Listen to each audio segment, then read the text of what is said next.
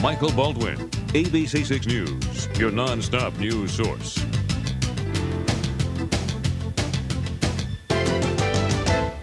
Wendy, if you know somebody coming from or going to the airport, you can hit them up on the cell phone and tell them it's pretty much a speed limit drive all the way down. Seems like lots of travelers learn there are lots of advantages not living in such large metropolitan cities like New York or Chicago. You know, folks, when you can do this, you know it's cold. That's why police and fire are allowing people to stay inside their headquarters instead of outside.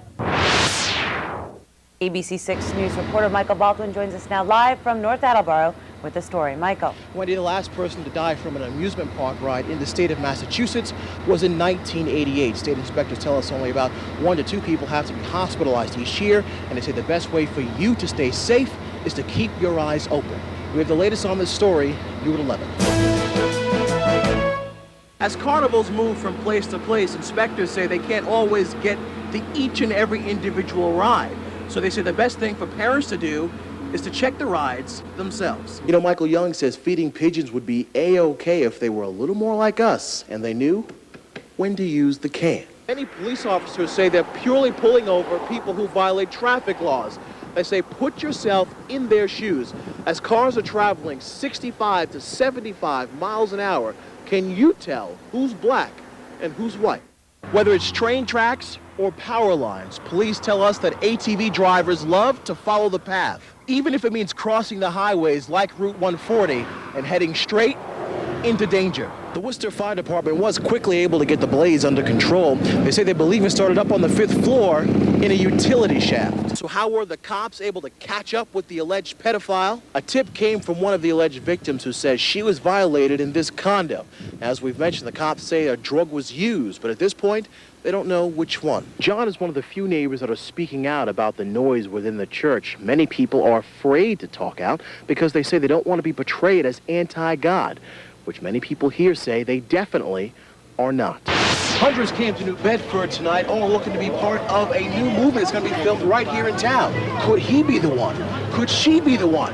We don't know, but we'll have all the latest in a live report on ABC 6 News. ABC 6 News begins right now.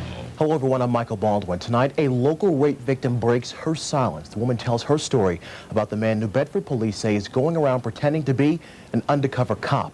It's another ABC 6 News exclusive.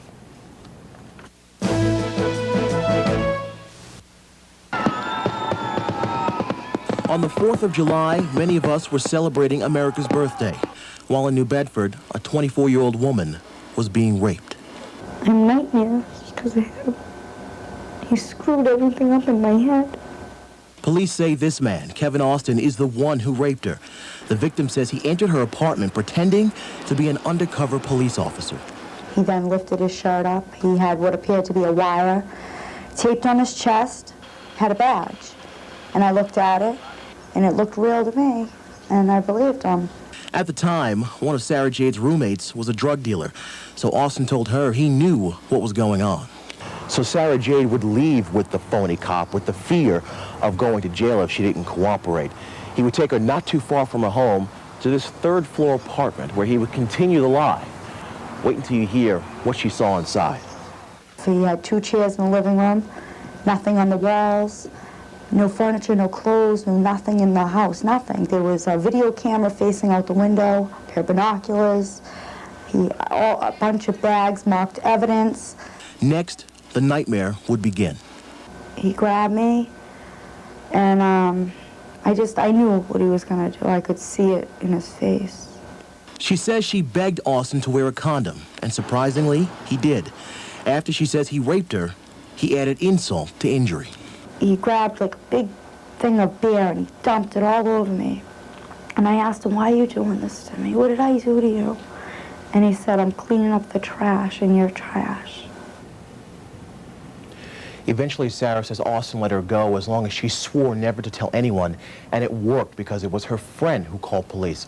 Take another look at this guy. His neighbors tell us he moved from his apartment about 10 days ago. If you see him, or you know someone who knows him, you need to call police.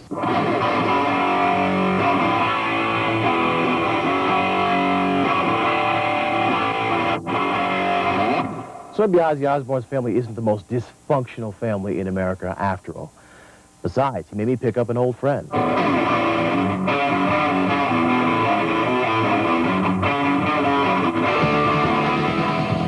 You go, boy.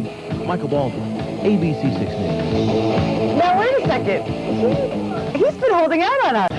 Parents were up early this morning looking for a little wiggle room at the Providence Performing Arts Center. Around 200 people, some lining up as early as 5 a.m. for tickets to the Wiggles. The Australian group is hot right now, especially with the preschool crowd. Last week, the first Wiggles show sold out in a matter of hours, prompting the second show to be booked. So just what is the attraction? Okay, tell me if you can understand this. H to the Izzo, V to the VZ. For Shizi Manita used to dribble down in VA. And a lot of you out there are saying, look what this man has done to the Queen's English. Weather be chillin'. My honey, Kelly, is going to give us the final forecast. Yo, what's up with the weather, yo? Well, actually, we're looking at mostly cloudy skies. I don't know how to put that into hip young terms, but we are looking at mostly cloudy skies today. You know, hopefully none of us will ever be in a situation where we are searching for a lost child. And advocates say, you know, kids aren't just going to show up all the time, and that's why you need to give police a head start by getting this chip. Baldwin finds out firsthand. Michael. John, if you talk to members of the Cranston Police Department, they'd probably say it depends on how you look at it. They say, yes, did we lose a lot of veterans with a lot of experience? Sure we did, but they say they want to assure the public that public safety has not been compromised.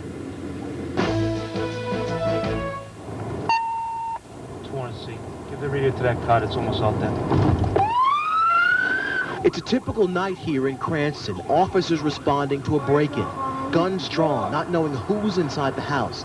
Luckily, police got there in time, and it was the robber who was robbed of his chance to make life miserable for these folks who own the home. Members of the Cranston Police Department will be the first to tell you that the city's financial crisis has not affected their ability to enforce the law. But morale might be another story. Without a doubt, this is one of the toughest years anybody on this police force has endured. With only 7 years on the job, Sergeant Todd Padalano did not have the option to choose an early retirement, but more than 15 of his colleagues did, choosing to cash in on the lucrative pension plans promised them by the city if they did their time. Although the force took a big hit, he maintains emergency calls will be answered. But the big question comes with future calls that require follow-up visits by detectives. Certainly, we have not been affected by it as of yet. I cannot say that it will not affect us in the future with all the retirements that we've had. You know, when you talk to some of these officers, you know, they say, yes, they are concerned about a cut in wages or possibly a cut in benefits. But they say, look, when they're on the job, they're on the job. And you just can't think about those things.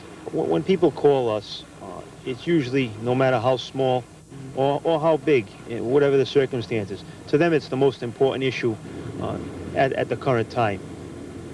As far as filling some of the vacant posts, some have already been filled. As far as the other ones that are still open, right now there is a freeze on promotions until the financial crisis can be dealt with. Well, live in Cranston, I'm Michael Baldwin, ABC 6 News.